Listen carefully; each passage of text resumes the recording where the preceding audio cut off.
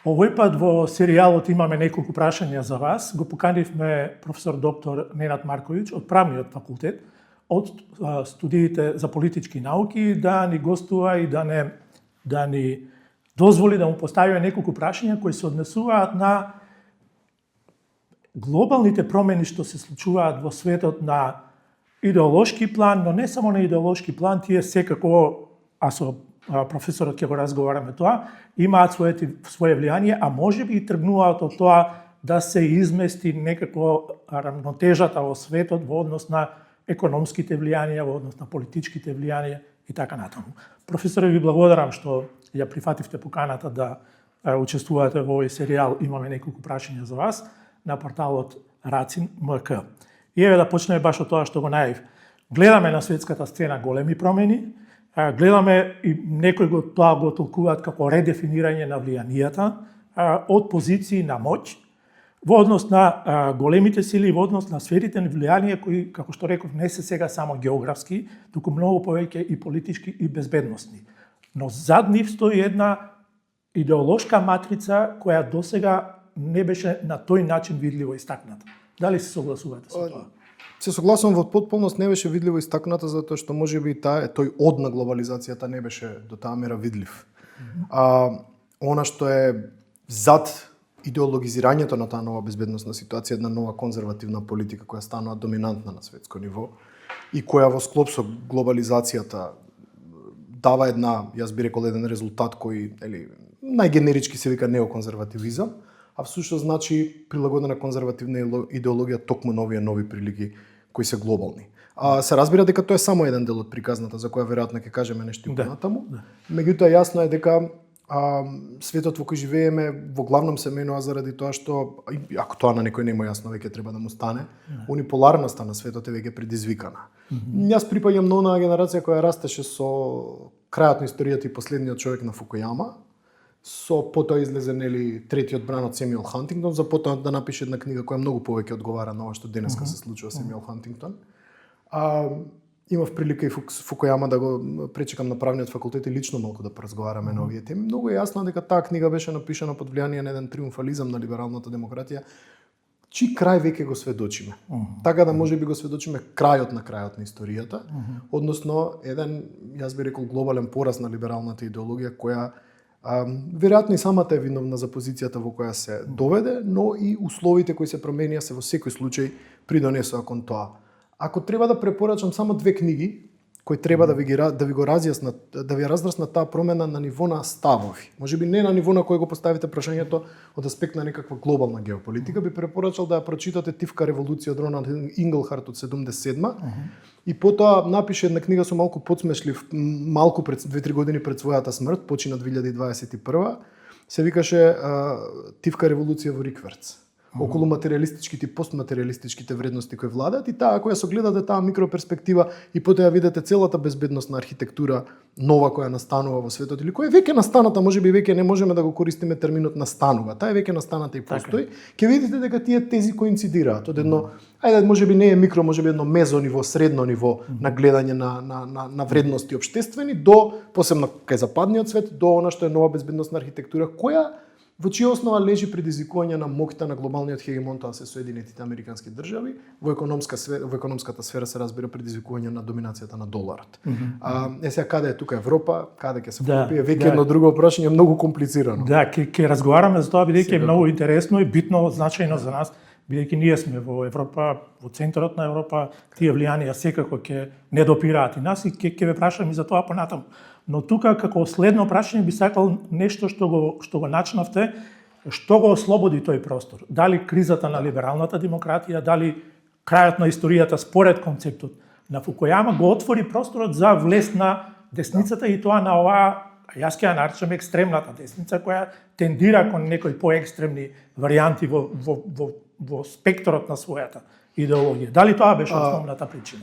Една од најдобрите реченици која сумирано ја рефлектираше кризата на либералната демократија, дојде една моја колешка да ја споменам од правниот факултет.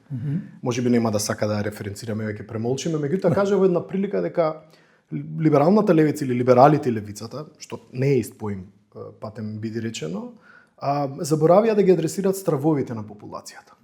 А тоа десница да го прави на многу ефективен и добар начин. И тоа е само почетокот на целата приказна. Ако ги прочитате овие две книги кои ги препорачав и ги препорачувам на публиката срдечно, ќе видите дека во суштина се работи за еден цел циклус на одење од по Втората светска војна на доаѓање до еден, би рекол, до еден стадиум на постматериалистички вредности кои се врзани со либерална демократија, слободи, човекови права, социјал-конструктивистичко разбирање на идентитетот и така натаму, но слободување, би рекол, на човечката индивида, кој пак со себе носи со време донесе, како што нели одеше таа приказна на либералната демократија како се развиваше, со себе донеси многу нови феномени со кои па потоа кога имаше промена на генерации, новите генерации не можеа да се справат. Миграција, LGBTQI права, идентитетски политики, поголема мобилност на населението и така натаму, идентитетски несигурности во тоа дека ти се менува околината во која живееш, некои нови луѓе доаѓаат и така натаму, економска голема несигурност, за разлика од периодот по Втората светска војна каде што има отсуство на војна, каде што има економска сигурност, каде што има рапиден пораст на образованието на населението што доведува до постматериалистички вредности, потоа ви имате еден реверзибилен процес, каде што таа хипермодернизација доведе до една комплетна збунетост кај нови генерации кои веќе не можат тоа да го препознаат како свој концепт, и тука се надогради таа неоконзервативна идеологија која почнува уште во 60-тите во Америка, нели од она малце повоено крило на десницата, помешано нели со глобализацијата која само и даде повеќе простор и повеќе можност да делува на таа конзервативна десница, иначе се согласувам. Некои од тие партии се поумерени, некои од тие партии се многу порадикални. Тоа не е класичната поствоена демохристијанска десница, тоа не е приказната на Конрад Аденауер, напротив. На конзервативниот центар. На конзервативниот центар, тоа е една приказна која знае да биде многу помалигна на моменти, меѓутоа во смисол на некаков политички инстинкт осети дека постои простор за делување апропо не адресирањето на овие стравови кои кај луѓето постојат, а се резултат од таа хипермодернизација.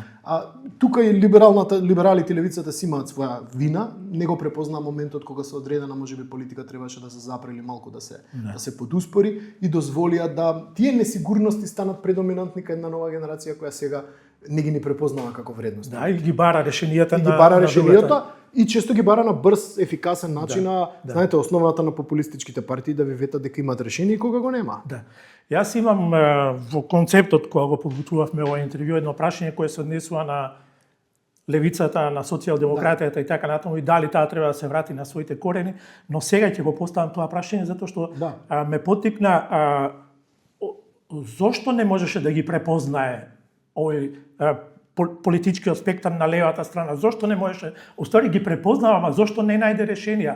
Во што се состои слабоста на левата ориентација, на левичарските политики? Ќе се изненадите веројатно ќе го кажам, стана поисклучиво од десницата затоа. Затоа што стана поисклучиво од десницата.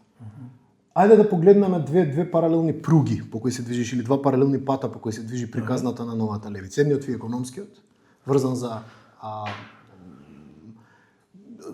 традиционално нели би требало левицата да се обраќа на работниците, на оние луѓе кои нели, иако фордистичката економија е завршена и немате класични синдикати, синдикалното организирање, не знаеме кому сега да треба да се обрати новата социјалдемократија или овој либерален корпус, иако тоа велам не се исти политички ориентации меѓу либералите и социјалдемократите, има големи разлики. И втората идентитетската, која е многу повлијаена од постмодернистичката, односно постструктуралистичката школа, која интелектуално е веројатно една од најдоминантните школи по Втората светска војна. Меѓутоа, она во кој јас често влагам во конфликт со моите колеги од левицата, кои се, ајде да речеме дека можеби јас припаѓам на некоја центар лево идеологија, кои се можеби малце по-лево од идентитетски политики од мене, јас пробувам да им објаснам дека не се препозна моментот кога тие идентитетски политики почнаа комплетно да се отуѓуваат од народот и на народот да му стануваат несватливи.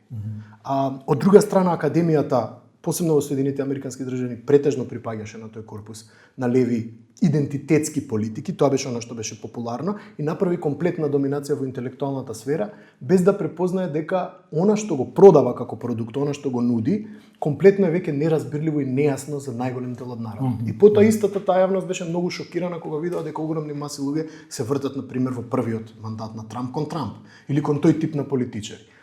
Мислам дека добро констатиравте и убаво увидовте дека во суштина не се препозна моментот кога тие идентитетски политики требаше да се заменат со враќање кон базични економски политики кои во меѓувреме десницата ги киднапираше, а со самото тоа ги киднапираше и гласачите. Односно десницата, да се вратам на иницијалната теза, многу по-ефективно ги адресираше стравовите на луѓето тоа што го правеше левицата. Левицата можеби најголемиот нејзин смртен греф е само бендисаност, која траеше многу долго, точно повлијана од овој голем триумф 89 и падот на Берлинскиот зид и така натаму и цела оваа тој цел постструктуралистички дискурс кој беше интелектуал доминантен и така натаму, така да никој не застана да се заврти да погледне наназад што се резултатите на тоа. И таа додека се возеше на нека фундаментална приказна на трета, четврта, пета генерација на човекови права некако функционираше, меѓутоа кога зајде во некакви сфери кои на луѓето им стана екстремно непрепознатливи, а потоа дури и иритантни, огромен дел од популусот, односно огромен дел од гласачкото тело се отуѓи од овие леволиберални опции и почна да бара решение во некои други. Мислам дека недостасуваше само критика, а недостасуваше од страв, затоа што моја теза е, на еден семинар имав прилика тоа да го кажам, видов дека на учесниците не им падна право како го формулирав, меѓутоа ќе го повторам. Десницата често се бави со омраза, кога треба да ве отфрли. Кај нив е дискурсот јасен, предавници, патриоти, ние, вие. Меѓутоа левицата има една многу по зла навика да се бави со презир и да се бави со интелектуално исклучување. И тоа сега многу ги чини, многу скапо го плаќаат. Таа своја самобендисаност сега многу скапо ја плаќаат, во смисла на тоа дека не може да го вратат гласачкото тело и не знаат како. Јас сепак мислам дека она што го наговестивте во прашањето е решението, враќање на економските теми. Нудењето на некаква, затоа што и еден од причините зошто настана една цела оваква идеолошко профилирање кон десно на популусот е маргинализација на огромни групи на луѓе во економска смисла, кои исто така не знам колку либералите и левица да го препознаат дека се случува. Ако доскоро зборувавме или 30-40 години, барем од кога јас паметам, зборуваме за незадоволни малцинства, сега почнуваме да зборуваме за незадоволни мнозинства. А тоа е многу опасно во смисол на потенцијал за конфликт. Одлични укажувања и добри насоки кон кои треба да погледнеме, да видиме, ако бараме решенија за овие дилеми и за овие состојби на кои вие укажувате, но затоа сакам да ве прашам подоцна кога ќе разговараме за ситуацијата во Македонија и како тоа се рефлектира кај нас, бидејќи тоа ни е побитно во оваа ситуација, но сепак ќе се вратаме малце назад.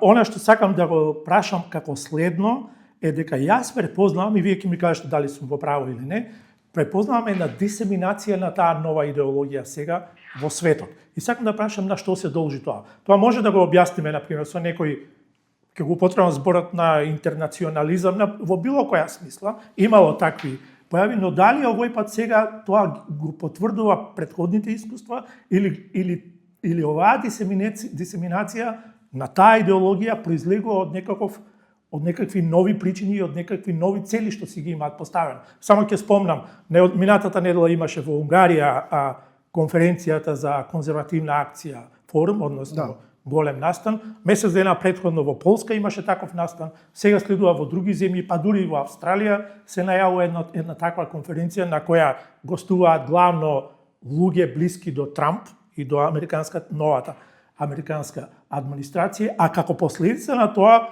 беше, јас така го оценувам, изборот на Навроцки во Полска за председател. Да, денеска баш јас гледав мапата на авторитарни, популистички, радикално десни лидери во Европа и е прилично, да речам така, шаренолика. Има тука секакви ликови, меѓутоа евидентно е дека оваа нова десница го има оно што го имаше можеби 70-тите и 80-тите левица, тоа е страшна меѓународна солидарност меѓу себе. Што мене ме чуди затоа што во принцип овие приказни, овој тип на дискурси лесно може да завојуваат. Од една страна вие гледате дека, не знам, Вучич и Орбан се блиски, например, еден пример да дам, меѓутоа Орбан не се либи да во јавниот дискурс користи често реторика која подразбира дека Унгарија би требало да се реабсорбира на некој начин делови од Србија и Хрватска. Но го носеше оној фамозен шал каде што делови од Хрватска или Србија припаѓаат кон Унгарија, некоја идеја за голема Унгарија и така натаму, така да мене ми е чудно од една страна постои тоа напрежение условно меѓу ваквиот тип на лидери кои се резултат на она што се нарекува strongman politics, нели, во поново време или политика на силни лидери, кои нели дури малите нации аспирираат кон тоа, а е последица на се претходно кој го говоревме. Од друга страна па постои солидарност дека константно се поддржуваат во светот и еве дури на таа ниво, на таа некоја десна интернационала формираат некаква организација која прилично вмрежена и прилично прецизно функционира кога треба да се поддржи одреден лидер од таа профилација во некој од државите, а тука е делумно и успехот. Меѓутоа гледате, ако порано тезата беше дека тој тип на лидери успеваат само во оној дел кој се осеќа нели загрозен, па велиме зошто АФД победува само во источниот, не и во западниот дел на Германија, затоа што нели падот на Берлинскиот зид не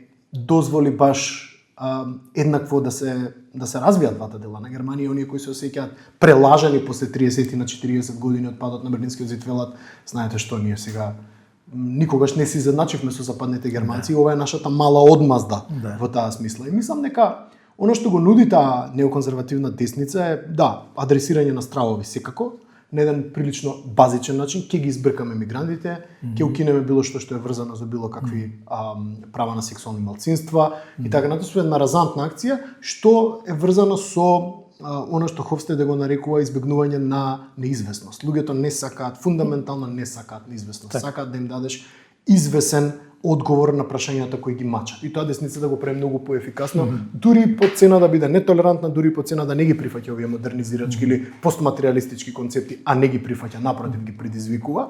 И тоа луѓето веројатно ги прави, им го прави тоа многу атрактивно. Она што е опасно за оваа нова десница, која глобално се организира, она што е опасно за секоја организација која е голема и која е хетерогена.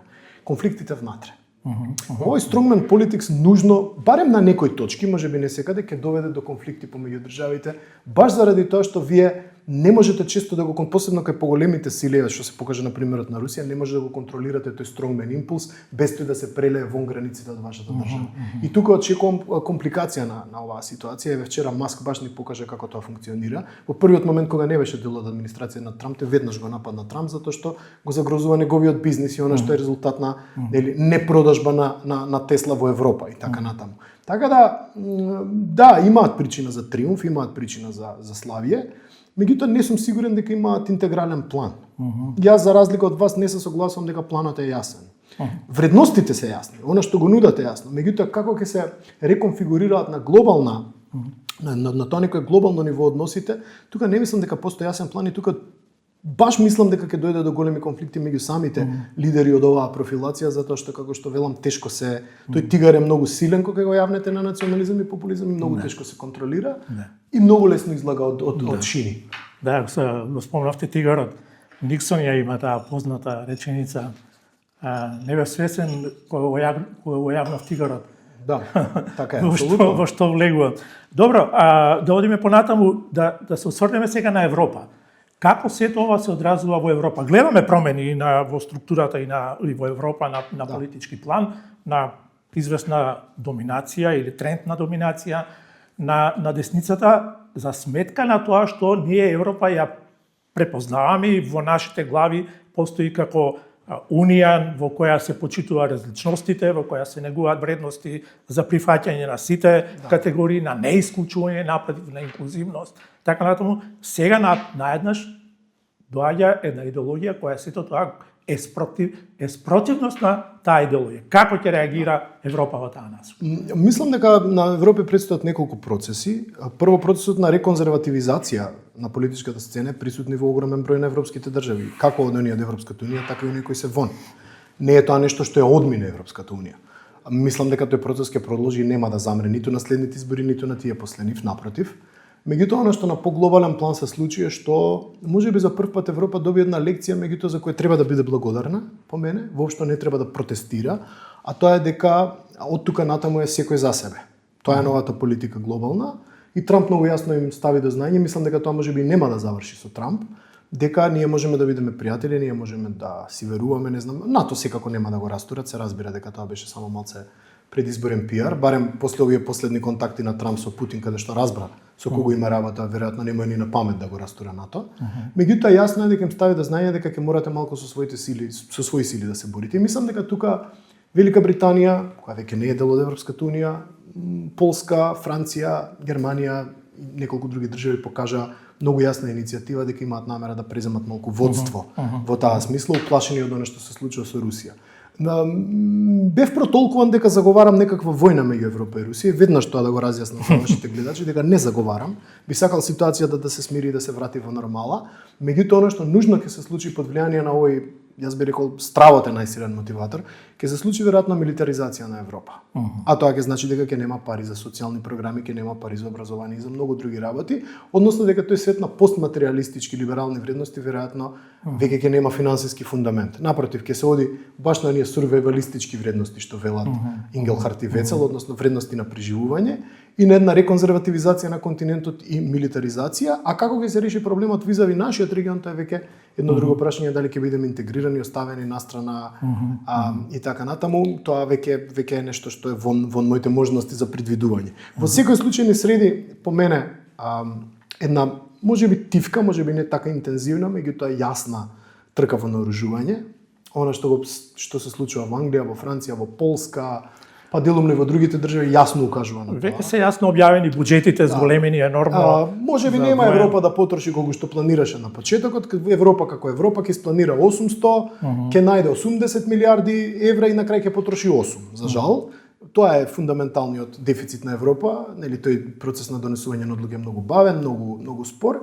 И ако се нормализира ситуацијата во Украина, на што интензивно се работи, се разбира, може би пак да се успие малку Европа. Меѓутоа овој пат мислам дека извлекоа една брутална поука и во таа смисла треба да му се крајно благодарни на Трамп што ги освести дека ова е свет во кој веројатно таа некоја дали сакаме да наречеме себичност, дали сакаме изолационистичка политика, суверенистичка политика да наречеме, политика свртена кон самиот себе, ќе стане доминантна и нема бегање. Ќе мора Европа да се прилагоди и тоа брзо.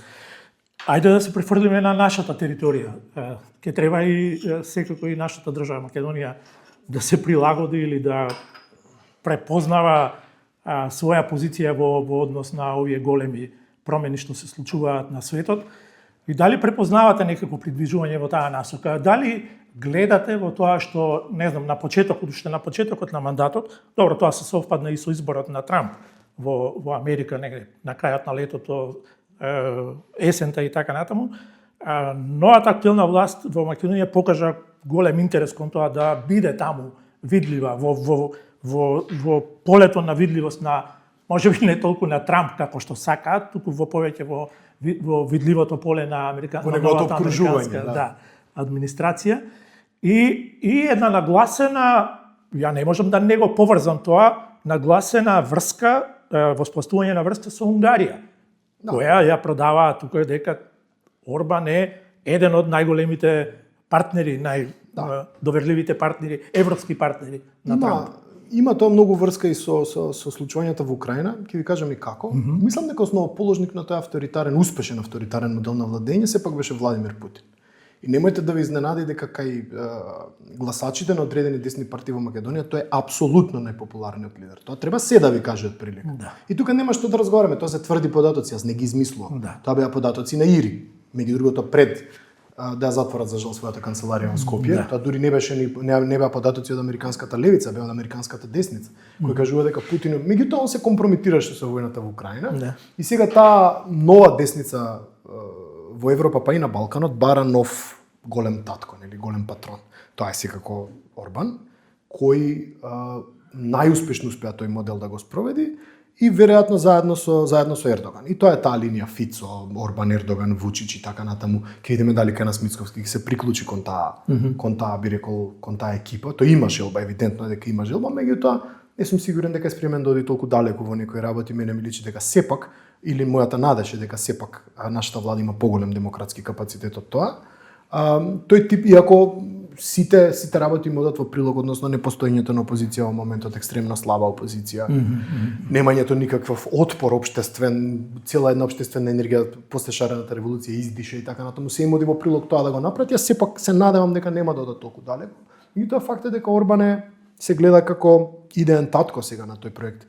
Унгарија имав прилика да го видам, бев кај се запознав со неговиот ментор на магистарски, со професорот Мишливец, да го видам седнат со сите видни комунистички интелектуалци на времето кога имал црна коса, брада и кога бил многу послаб и помлад. И интересна ми е таа идеолошка претумбација која им се случува на тој тип на лидери, сега е малтене физички непрепознатлив и мене ми требаше малку време да го препознам на тие слики во центарот во Кошек. И интересно е што таа матрица во суштина не е многу различна од комунистичката претходно, затоа ќе зборуваме во некоја друга прилика. Јас не сум сигурен дека левите партии се баш легитимните наследници на комунистичките елити. Јас мислам дека десните партии се многу повеќе во многу аспекти. Чуден е тој круг кој ќе се затвори. Има и кај левите и кај десните, меѓутоа десните партии по многу основи во однос на авторитарноста се наследници на таа комунистичка елита, на таа матрица на размислување. И многу е јасно дека ова поврзување ќе продолжи, дека таа вертикала на функционирање, бидејќи не мислам дека е хоризонтална, мислам дека е вертикалата кој има јасно кој е in charge, така, дека ќе продолжи. Самото приближување кон американската администрација јас не го гледам како погрешно. Ние како држава секогаш сме имали интерес да бидеме во добри односи. Она што не треба, она со кое не треба да се бавиме според мене е грешка е она што нели популарно се нарекува чемпионинг, ние да бидеме првите. Први да им ја поддржиме резолуцијата во ООН, први да го освоиме периметарот и просторот и така натаму. Се пошегував додека се уште имав социјални мрежи дека го освоивме периметарот, новото го добивме датумот. Од прилика тоа е тоа. Така да ние изодевме еден многу долг пат од крајен еврооптимизам. Вчера имав прилика со еден мој пријател да се потсетам на тие времиња кога поддршката кон Европа беше 91-2%, за сега да падне на некој 54%, што е со оглед на приликите сосема солидно мене кога ме прашате.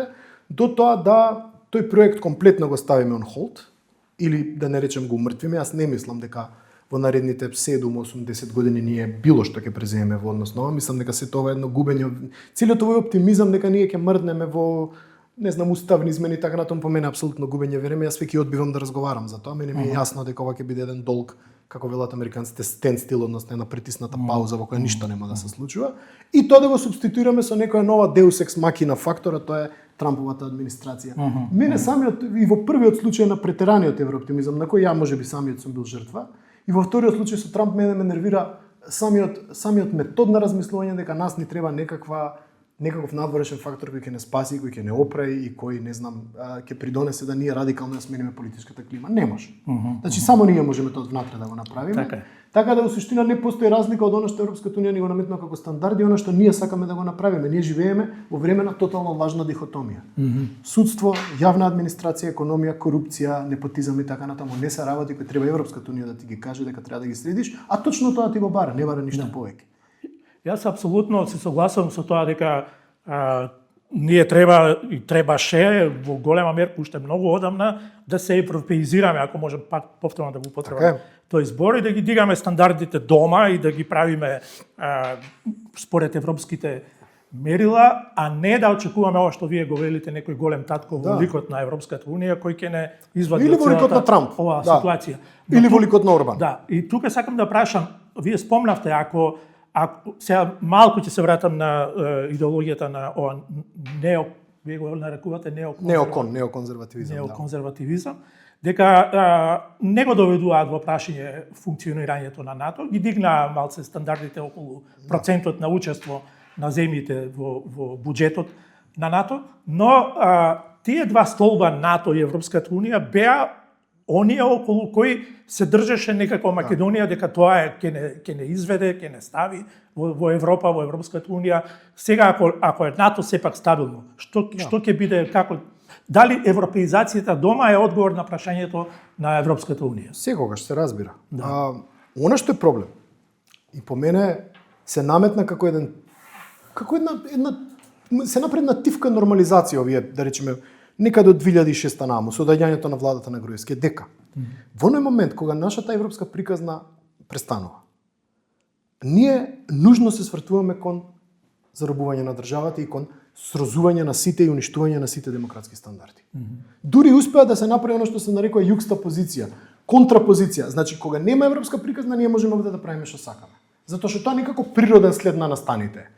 Ќе еволуираме во оној момент кога, ќе признаеме дека европската приказна не оди никаде и дека во моментов не е можно да направиме прогрес, меѓутоа нема да си ги уништиме и срозаме демократските стандарди внатре во државата и нема да тргнеме кон нова заробена држава, како што тоа не се случи 15-16. Кога тоа ќе го научиме, веќе ќе имаме еден чекор понапред во демократијата постигнато и во организирањето на државата внатре. Или во подкрепањето на демократските стандарди. Некако се чини невозможно. Во оној момент кога таа приказна застанува, ние почнуваме со колоквиално кажање, правење глупости во истиот момент.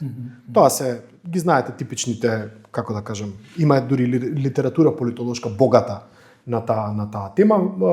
Една партија почиња да ги запоседнува сите изворчиња на пари, ги контролира медиумите, тајните служби секако по екс официо се ваши, бидејќи имате председател и влада и така натаму, ви останува само судството на некој начин да го корумпирате суптилно и потоа, не знам, можеби да направите паралелен цивилен сектор кој ќе изиграва цивилно општество и така натаму, и вие сте ги покриле тие 5 фундаментални области кои во суштина представуваат ефективно зарабување на државата. Она што загрижува е што сега дури нема некоја енергија мобилизирана во општеството да, ако евентуално дојде до такви обиди, се спротистави. Сега се некои нови генерации, можеби тие ќе сакаат. Имам доста оптимизам во таа смисла, бидејќи се генерации кои се малку понетрпеливи, малку сакаат малце повеќе резултати од она што ние мислиме, малце се инстантна гратификација генерации за разлика од нашите каде што не знам да добиеш точак или да учиташ игра на компјутер траеше со некојаш со минути, некојаш со сати. Овие генерации на инстантна гратификација се многу понервозни, многу помалку ќе трпат било какви авторитарни режими, особено што истражувања покажуваат дека кај младите авторитарните режими може да траат најмногу до 2 мандата. Веќе 2-2,5 мандата и почињаат комплетно да губат легитимитетот, а смената на генерациите нужно ќе дојде. Ние ќе заминеме, ќе дојдат некои после нас кои можеби малку поинаку ќе размислуваат, па можеби за тоа треба да се размислува. Ако ме прашате мене, 2 мандати авторитарни режими се премногу, ама тоа е моето лично чувство. Но бидејќи сакам да го привршуваме разговорот, имам уште 2 прашања. Едното е левиот партиите на левиот центар во Македонија и што им предстои на нив. Најавија кога имаше промени таму после поразот на изборите и после новото раководство, дека предстои консолидација на партијата и така натаму, но што очекувате вие во таа насока и ќе завршаме со граѓанските организации и граѓанинот како посебно прашање на крај. Очекувам да стане полошо пред да стане подобро во однос на левите партии. Не предвидам ништо добро на локалните избори во однос на партиите на левиот центар. Тоа е претежно социјалдемократскиот сојуз и партиите врзани во коалицијата, бидејќи социјалдемократскиот сојуз има една лоша навика која ВМРО-ДПМН на пример ја нема, а тоа е да не прави апсолутни дисконтинуитети. ВМРО-ДПМН, ако гледате, имаше апсолутни дисконтинуитети во неколку наврати. Од Ѓорѓиевски кон Груевски, кон Груевски кон Мицковски. Со тоа што претходните лидери се исклучуваат, се перат рацете, се посипуваме со пепел и одиме понатаму. Дури во смисол на градењето на тој етногенетски мит, ви имавте период на пробугарско ВМРО во 90-тите, така, каде што СДСМ беше тој кој вазеше за просрпска партија врзана со БИА и така натаму. За потоа да имате, за потоа во времето на Груевски да се посипеме со пепел па да тргнеме во антиквизација, да се свртиме малку кон хеленската историја и така натаму, за потоа да имате комплетно посипување со пепел повторно во времето на Мицковски да тргнеме во она што пежоративно се нарекува ВМРО Валјево. Така, сега се они просрпската партија. Така да они смениат 3, би рекол, фундаментот на тој етногенетски мит кој го градат 3 пати го менува, меѓутоа успешно го прават затоа што кај нив има политика на дисконтинуитет. Во СДСМ нема. СДСМ убаво објаснија други аналитичари, ова не е оригинално моја идеја, меѓутоа многу добро го објаснија, секогаш функционира по принципот на стейкхолдерс или луѓе кои имаат акции, капитал и кои паралелно нивни структури постојат и тоа често парализира партијата. Јас мислам дека ќе доживеат прилично лош резултат на локалните избори, после што веројатно ќе мора да направат еден комплетен дисконтинуитет со политиката на Заев и со сите луѓе кои можеби биле дел од таа политика во одреден момент. Тоа значи дека дел од ова раководство ќе си замине, дел од ова раководство ќе остане. Ако не направат таков дисконтинуитет, јас не мислам дека може да направат брз камбек. Тој камбек сигурно ќе трае меѓу 8 и 12 години, доколку не направат еден класичен рез со сосема нови лица, сосема нова енергија во партијата. Еве за слушнав еден муавет кој конечно ми се допадна во сите тие истрошени кадровски решенија на Социјалдемократскиот сојуз, дека можеби господинот Ралев ќе биде кандидиран за градоначалник на Скопје, што екстремно ми се допадна затоа што он е една неистрошена нова интелектуална фаца, би рекол, ако смеам колоквијално да се изразам. И тој тип на нови решенија и нови освежувања на партијата ќе требаат, со тоа што нормално некој ќе треба да го понесе таму и тоа институционално паметење. По мене тоа се веројатно, ако смеам да шпекулирам со имиња, се не знам колку сакате детален да бидам, зошто да не. Мислам дека во таа партија дефинитивно своја иднина имаат битичи, своја иднина, има Лукаревска, Кузевска има своја иднина, меѓутоа овие кои биле на релативно високи функции, се извинувам ако некого пропуштив. Има таму уште прекрасни луѓе, меѓутоа овие кои беа врзани претходно со политиката на Заев и кои прилично го потрошија својот политички капитал во тоа време, мислам дека треба дефинитивно да разберат без некој да ги брка од партијата дека е време да се повлечат. Најубаво е тоа да се направи доброволно. И мислам дека тој дисконтинуитет кај луѓето ќе сигнализира промена, ќе сигнализира еден нов почеток. Реков, не треба сите да заминат и дека можеби вниманието на гласачот повторно ќе се сврти кон оваа партија онолку колку што е можно. Се она што го разговараме до сега во принцип оди во прилог на десните партии, левите партии веќе и таа глобална приказна не им се поклопува, условно кажано, не им оди во прилог. Да.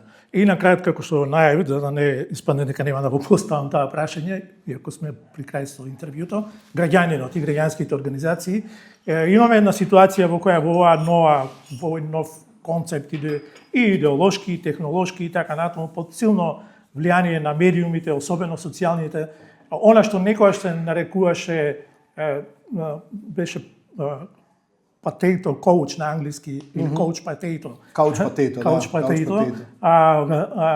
Компирот од каучот во дневната соба, сега мислам дефинитивно ја доби онака автентично суштината на тој поим, бидејќи гледаме дека страшно е влијанието на социјалните медиуми и треба големи некакви нови двигатели да го поместат од каучот граѓанинот за да стане повторно активен, за да стане во центарот на вниманието, за да прифати дека кај него останува улогата да биде фактор во донесувањето одлуки, во влијанието во политиките и така натаму. Тука во принцип, ако смеам така да кажем, има една добра и има една лоша вест. А лошата вест е што никогаш информациите не биле подостапни, а не постоеле генерации кои помалку знаат. Тоа е просто неверојатно. Затоа што се затрпани веројатно комплетно се поклопени со она што се нарекува informational debris, односно информацијско ѓубре. И мислам дека младите генерации многу тешко, баш заради тоа интензивно користење на социјални мрежи, генерации на инстантна гратификација со многу мало трпение, форматирани на 45 секунди внимание и така натаму, ќе имаат проблем со тоа што е валидна, што е невалидна информација. Никогаш повеќе мисинформации, дезинформации, малинформации во јавниот дискурс. Меѓутоа, добрата вест е што се тоа генерации кои, ако успешно селектираат што е добра вредност, а што не е, се многу повеќе проактивни и многу повеќе склони кон активизам него што бевме ние. Мислам дека ние бевме сепак генерација, јас зборам за таа некоја X-gen генерација на која јас припаѓам, која многу беше тешко да наканиш да излезе на улица, ние бевме срамежливи, екзистенцијално несигурни и така натаму. Ова се генерации кои не страдаат од такво нешто. И она што е најбитно што го кажа во еден дел на интервјуто, бараат брзи резултати. Они ќе бараат брзи резултати независно од тоа кој е на власт. Веќе приказната веќе трансцендентира од онаа бинарна некоја дихотомија која ние научивме во 90-тите и 2000-тите, ВМРО, СДСМ, ДУИ, не знам на времето ДПА, сега ДУИ, ВЛЕН и така натаму, трансцендентира надвор од тоа и бара ефикасност од самиот систем. И затоа јас велам, ова влада веројатно дојде во најдобриот и најлошиот можен момент, заради тоа што од една страна имаат убедлива победа, немаат голем социјален отпор, многу работи ќе им поминуваат, можеби кои не треба да им поминат и така натаму, заради тоа што нема сериозна социјална позиција, сметаме на нивниот внатрешен демократски капацитет во однесувањето, меѓутоа истовремено доаѓаат во време, како што покажа и трагедијата во Кожани, каде што притисокот фундаментално да се менува системот ќе биде огромен. И тој ќе доаѓа од тие млади генерации кои се веројатно следната генерација која ќе покаже некаков социјал активизам. Не верам дека за нас е предоснам, велам само дека малку се уморивме. Благодарам многу за разговорот, особено за крајот и за ова, се надам дека навистина така ќе биде со оваа нова генерација, дека ќе сигурно. Да, окей, добро. Ви благодарам и вам. Благодарам.